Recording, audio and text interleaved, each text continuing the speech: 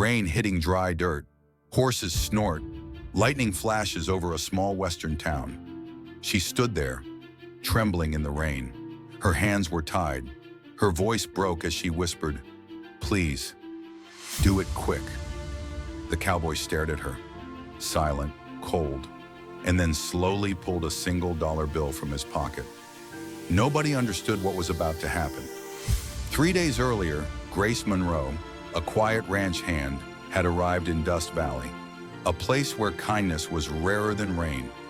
Her arm was still in a sling from a fire accident, or at least that's what she told people. But the truth was darker. She was running from something that still haunted her every night.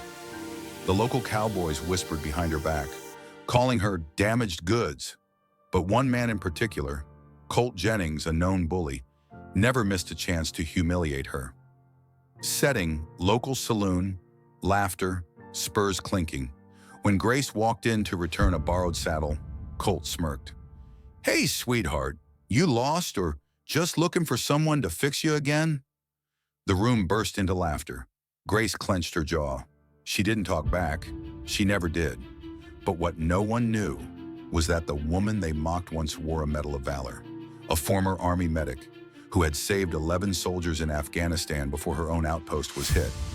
She didn't need to prove herself until that night when the same bully crossed the line. Outside the saloon, rain began to fall.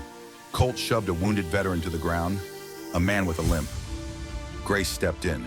"Grace, enough!" "Colt, you gonna stop me, soldier girl?" "Grace, if I have to."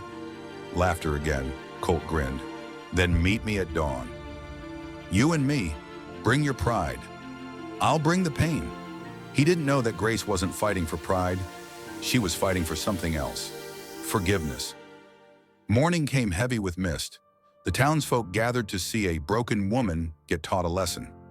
Grace walked up slow, one arm still bandaged. Colt tossed a silver coin. "Winner takes $1. Loser walks away." If they can, Grace said nothing.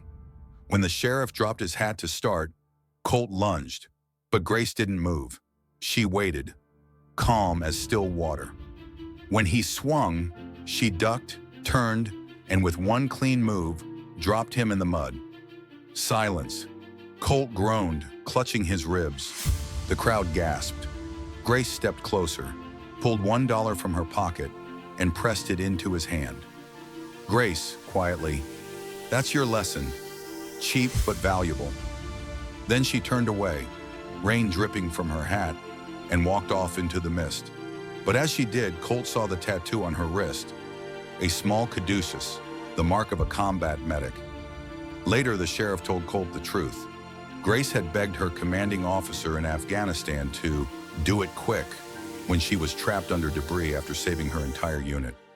She lost her arm's strength that day, but never her courage.